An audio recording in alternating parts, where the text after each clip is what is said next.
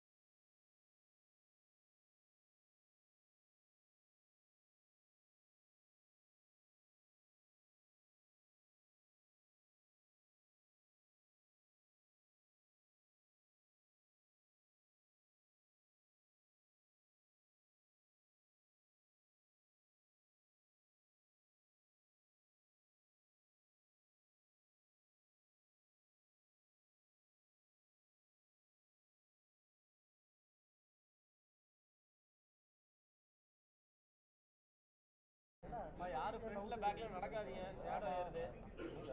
எல்லாரும் உட்காந்தீங்கன்னா ஒரே இடத்துல உட்காந்துருங்க, யாரும் நடக்காதீங்க, ஷேடோ ஏறுது.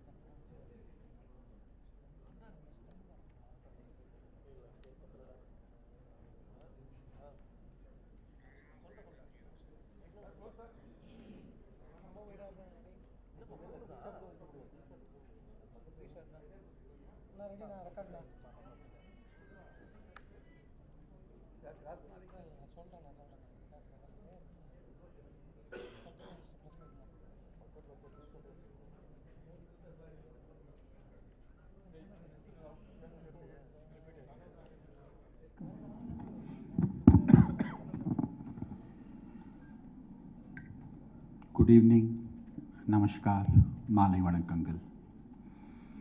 Honorable Minister, Union Minister for Port, Shipping, Waterways and Ayush, Government of India, the respected Secretary, Ministry of Port, Shipping and Waterways, Government of India,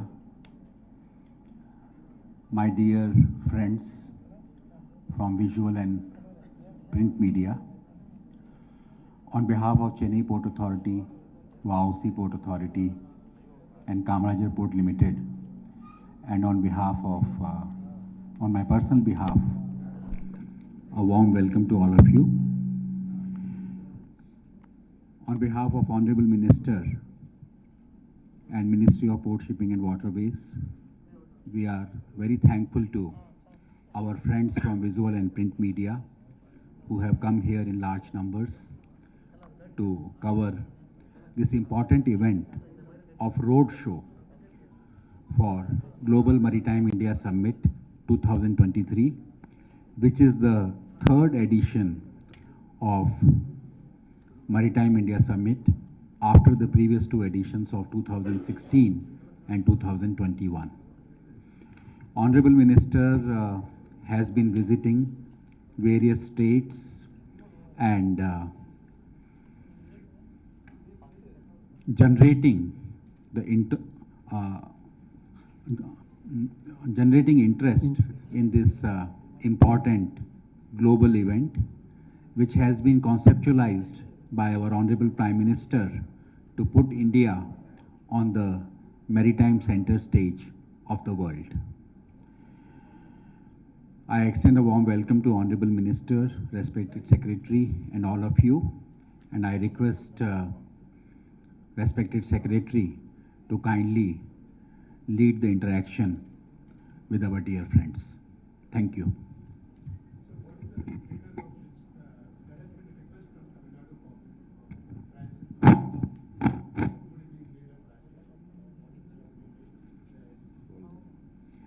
The project report has been prepared and the report is under examination, and in a short while the process is expected to be completed.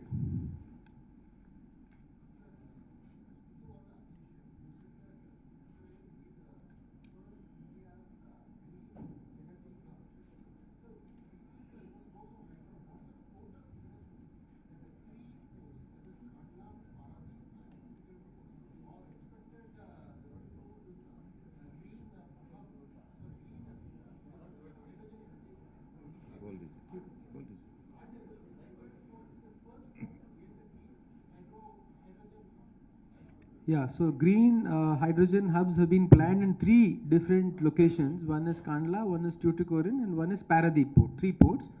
Now, expressions of interest were called, and in Kandla and Tuticorin, a lot of people have expressed interest to come and set up the green hydrogen hubs.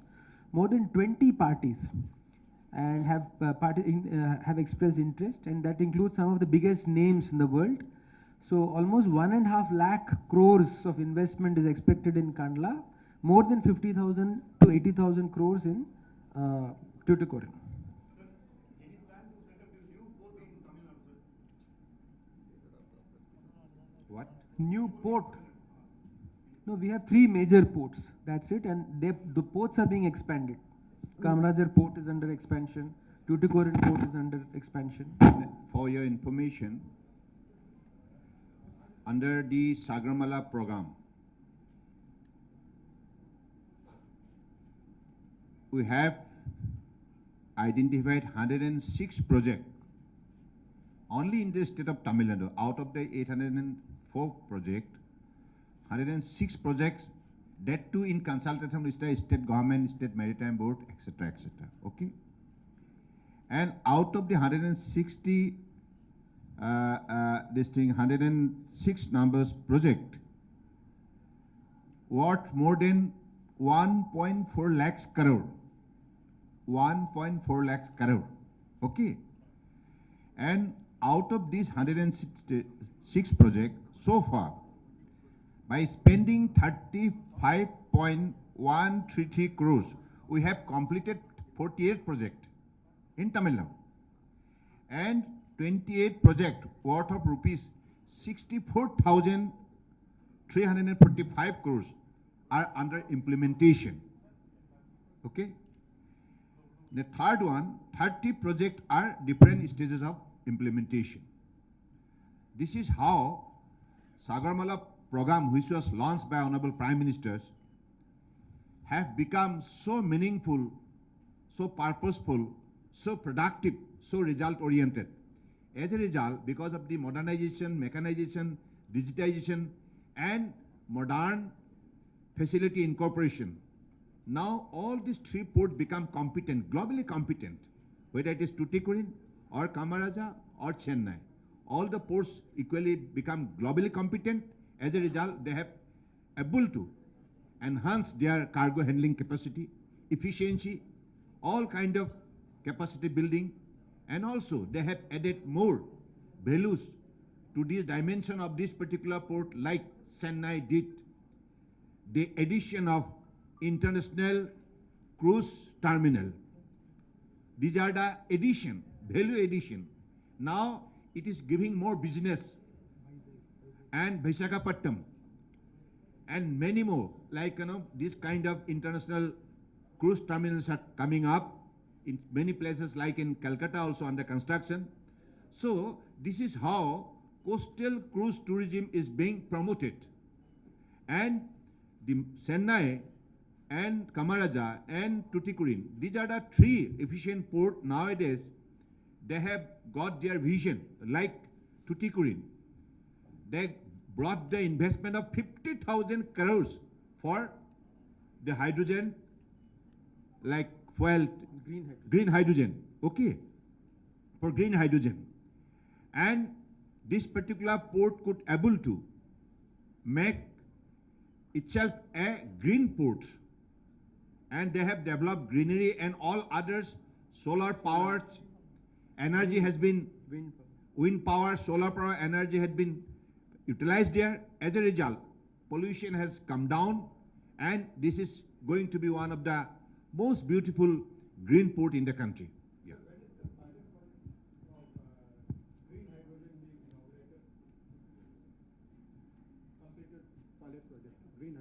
No, it will take time. It will take time. Now the proceeding has started because, as you know, Honorable Prime Minister has given the vision of blue economy. To achieve that target, we'll have to develop the green transport.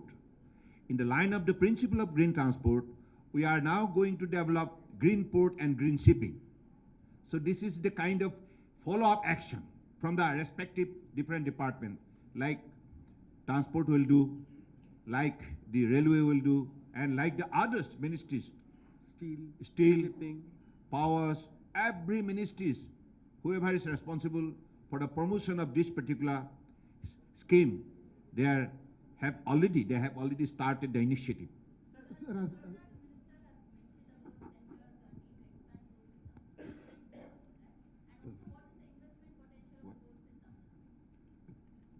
Yes, sir. As Honorable, I think this is linked to the question which was asked earlier. So as Honorable Minister has already informed, we have three major ports in a coastal area, length of around 1,075 kilometers. Now each port has its own unique requirements.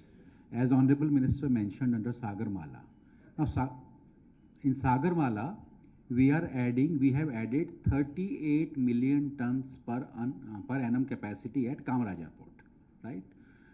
20 million tons is for, as you will be aware, that Tanjedco is putting new thermal plants there. So to handle coal for that, berths are ready. They are putting unloaders and conveyor belts. Then one container terminal with capacity of 15 million tons per annum has been put there, and one multi-cargo terminal with capacity of 3 million tons per annum has been put there. Whereas in Chennai, the requirement is not to add capacity. It's more on connectivity. So there in Sagarmala, we have added 3 million tons. That too for specific purposes. 1 million ton is for bunker, that is the fuel for ships. Because Government of India wants to promote Chennai as the bunker hub on the east coast. Then 2 million tons for coastal cargo. As you would have seen in the presentation, that coastal movement of cargo is cheap. So Chennai has added one berth of 2 million ton capacity. Chennai, the focus is on connectivity. That's why this elevated corridor project is coming. Multimodal logistic park is coming at Mappedu for improving the rail coefficient. Now connectivity for future is requirement in it's a requirement in Kamarajar Port also. Their southern port access road has been done, 4-lane concrete road at a cost of 175 crores. Doubling of railway track has been done, and with support of government of Tamil Nadu, Northern Port Access Road, which is section 1 of Chennai Peripheral Road, is under development. So both central government and in Tuticorin, port-led industrialization, because they have land. For your information, there are 5 parameters in the Sagarmala program. First one is port modernization. Second is port-led connectivity enhancement. Third is port-led industrialization. Fifth is coastal community development. And last one is coastal shipping and inland waterways. These are the 5 important parameters we have in Sagarmala program. Accordingly, we have developed this much in the entire country, and in going through the consultation with our respective stakeholders, we have identified 804 numbers of projects across the countries, right from Gujarat to West Bengal, and ultimately with the worth of rupees 5.6 lakh crores. These particular projects are to be completed, and accordingly, whatever project we have identified in the state of Tamil Nadu, and I have already mentioned the figures, so far it has been implemented. So this is the target. Now coastal community development, we are bringing like fishing harbors, okay? Then coastal community development by developing the cruise tourism, we are creating avenues for employment generation and also developing skill development centers like in the coastal area. And also we have included 56 numbers of holistic coastal district development scheme. So for this, we are in consultation with the respective state government and with the both governments mutual consultation, whatever input will come up, accordingly we'll plan it. And because our objective, our Prime Minister's vision is very clear that we are to create avenues for employment generation. We are to create avenues for entrepreneurship. So that is why this kind of structure has come up in the last 9 years' time. And as mentioned by Paliwalji, that coastal port-led connectivity enhancement, railways, roadways, this kind of connectivity already been developed. As a result, the movement of the cargo from the hinterland state, okay, from the landlocked state to the port, now the movement should be seamless.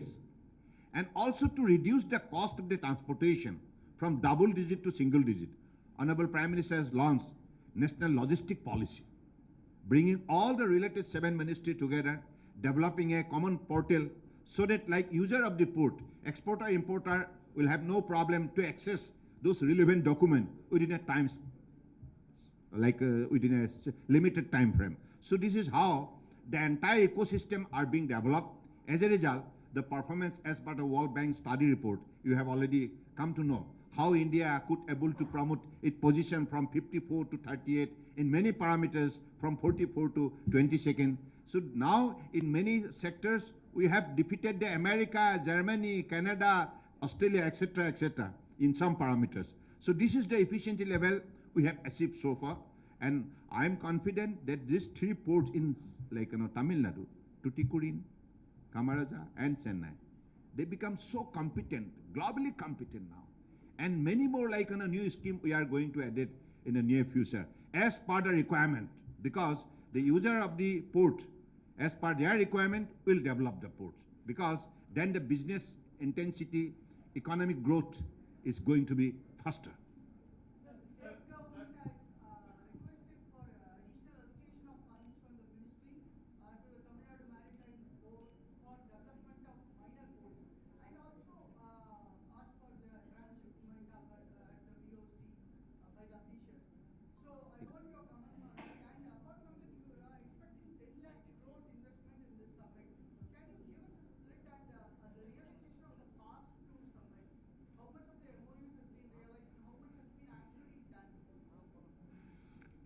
If you remember that presentation that was made in 21, it was 70%.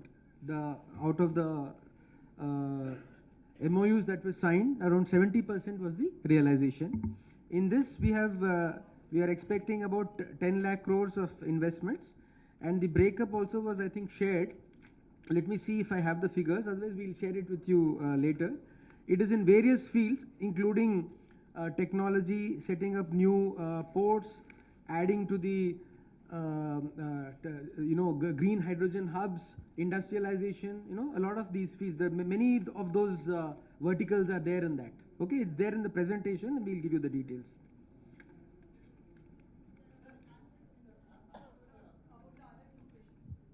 Yeah, that on how much, see, there is a program called Sagarmala, as Honorable Minister said, and under that program, a lot of projects are received for funding. So we've already given the details as to how many have been funded, and the balance, as and when the fiscal space becomes available, they will be funded.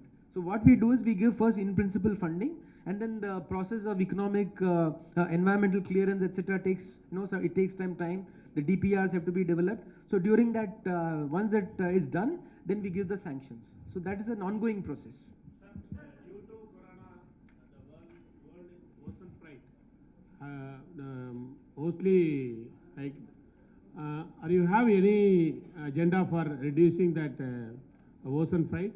Because import export totally struggling to continue this. Continuously more than 3 years, the ocean freight internationally totally hiked. So what is the plan for reducing that? I have any special? It had gone up 2 years back, but now it has come down. It is true that it had gone up 2 years back during COVID, but now it has come down drastically. You want to add to that? No, it's okay. And about these verticals, this trade and business 43, if you just see the presentation, trade and business 43, port modernization 34, port connectivity 12, port-led industrialization 48, and so on. Totally 228 MOUs have been identified. Okay, that's just for your information. Yeah.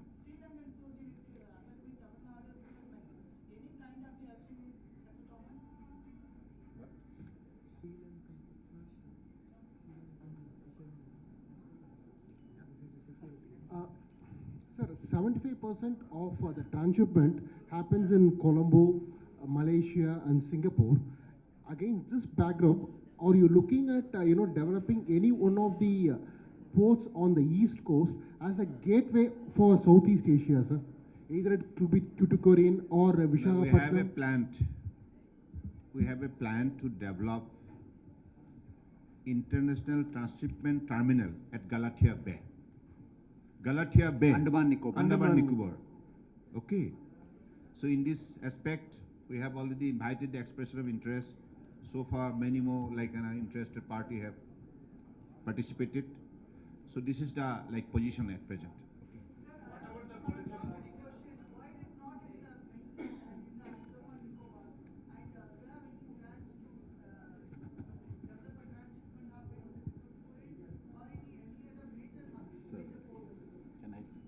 Yeah.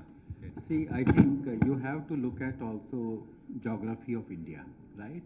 So, for example, there is a movement, transshipment happening for the ports on the western coast, then ports on the eastern coast, and then general transshipment, right? For the western coast part, Vizhinjam is getting developed. It's at the right place. You need drafts, you need depths, because ships are becoming bigger and bigger. So that will take care of, let us say, towards the western coast, right? On the eastern coast, as you will appreciate, that we are slightly away. If Chennai and Kamarajar we look at, which are the closest, we are slightly away from the sea route. It takes almost 1.5 days extra. What we are trying to do is the transshipment on the eastern coast, those ports, and let us say Bangladesh, that happens in our port. We are giving financial incentives. If you go through our trade notices, you will find financial incentives. Now, sir is talking about Galathea Bay, right? So, a lot of transshipment is happening, let us say in Singapore also, Malaysia also, right? That will compete with that. So, you have to develop these points at different locations. So, that is how Government of India and Ministry is working. Actually, that particular Galathea Bay is located only 40 nautical mile from the main, like sea route. Okay, so this is the greatest advantage for India, all the Indian ports. So that is why this been like selected. Anyway, thank you. What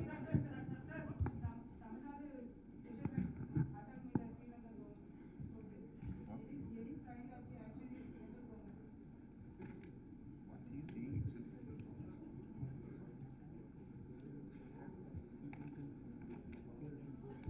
Then the fisheries department is taking action, coast guard. It's our ministry's doing. For your information, ministry concerns, they are taking the adequate action in this regard. Okay, thank you.